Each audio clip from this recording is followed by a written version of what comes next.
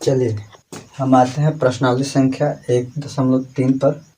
इस प्रश्नावली को पढ़ने से पहले हम कुछ महत्वपूर्ण बात को जान लेते हैं। जैसे इसमें पढ़ना है कि परिमेय संख्या और परिमेय संख्या क्या होती है। तो सबसे पहले हम आते हैं कि परिमेय संख्या क्या है। परिमेय संख्या वैसी संख्या होती है, परिमेय संख्या वैसी संख्या होती है, वैसी संख्या होती है जिसे हम P/Q के फॉर्म में के रूप में लिख सकते हैं, जहां Q 0 के बराबर नहीं होता है।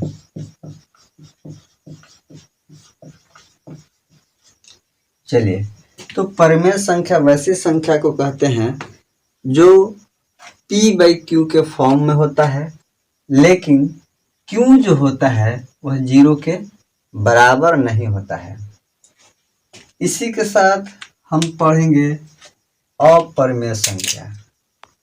दूसरा पॉइंट है अपरिमेय संख्या। अब अपरिमेय संख्या क्या होती है?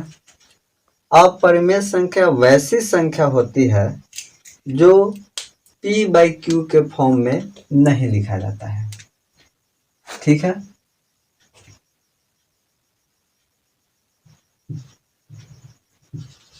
अपरिमेय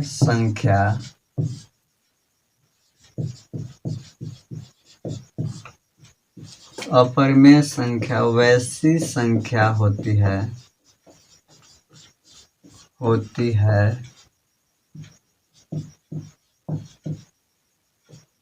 जिसे हम P/Q के रूप में नहीं लिख सकते।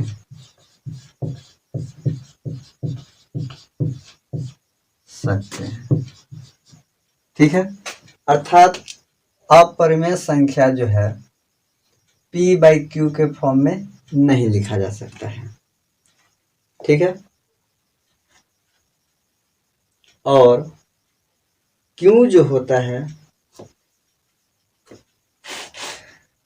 जहाँ Q बराबर 0 के बराबर नहीं होता है।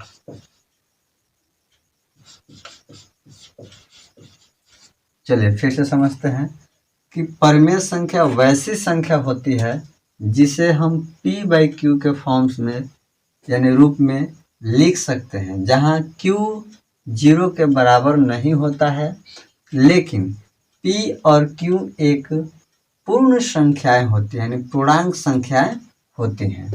तो पूर्णांक संख्याएं होती हैं, तो जैसे मान लीजिए 2, 3, 4, बहुत सारी संख्याएं हो सकती हैं। ठीक उसी प्रकार उसके उल्टे होते हैं अपरिमेय संख्या। अपरिमेय संख्या वैसी संख्या होती है जिसे हम P/Q के फॉर्म में यानी रूप में नहीं लिख सकते हैं, जहाँ Q 0 के बराबर नहीं होता है। जैसे √2, √3 और भी बहुत सारे संख्याएं हो सकते हैं।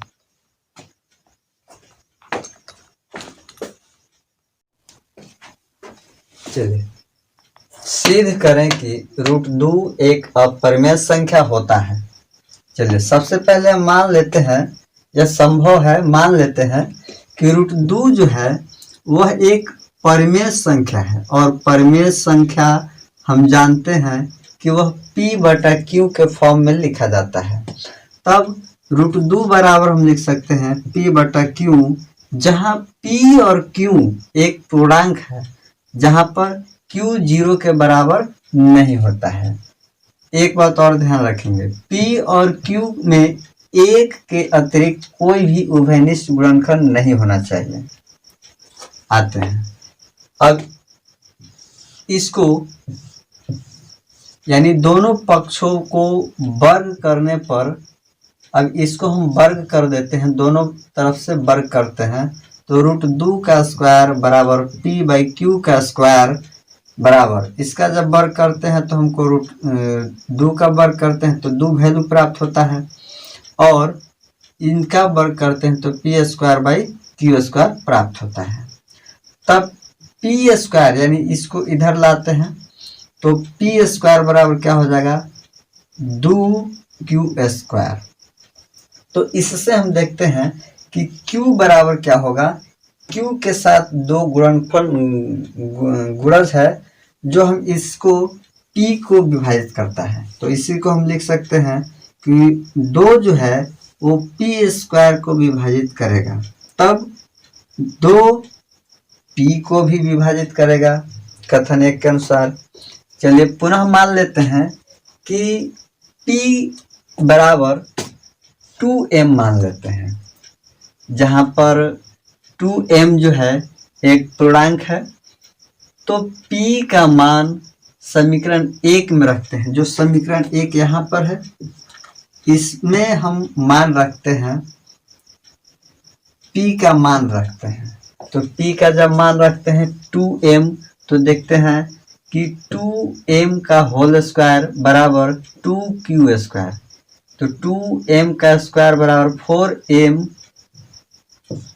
4m² बराबर 2Q² होता है।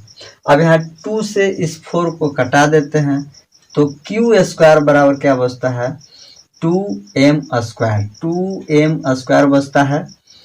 तो ठीक उसी प्रकार से यह 2 जो है वह Q² को विभाजित करता है, ठीक है, यह 2 जो है वह Q² को विभाजित करेगा, तब उसी प्रकार कथन 1 के अनुसार 2Q को भी विभाजित करेगा। लेकिन हमने यहाँ पर माना है कि √2 एक परिमेय संख्या है, और परिमेय संख्या का एक के अतिरिक्त कोई भी गुणनखंड नहीं होना चाहिए, उभयनिष्ठ गुणनखंड नहीं होना चाहिए। चलिए तो लेकिन कथनानुसार P और Q एक के अतिरिक्त कोई उभयनिष्ठ गुणनखंड नहीं होना चाहिए, जबकि यहाँ देखते हैं कि एक के अलावा 2 जो है वह P और Q का एक अतिरिक्त उभयनिष्ठ गुणनखंड है, जो कि इस कथन का विरोधाभास करता है, ठीक है। इस प्रकार हम कह सकते हैं कि √2 एक अपरिमेय संख्या होता है। इसी प्रकार से हम √3, √5, √7, √11, √13 इस प्रकार की संख्याओं को सिद्ध कर सकते हैं।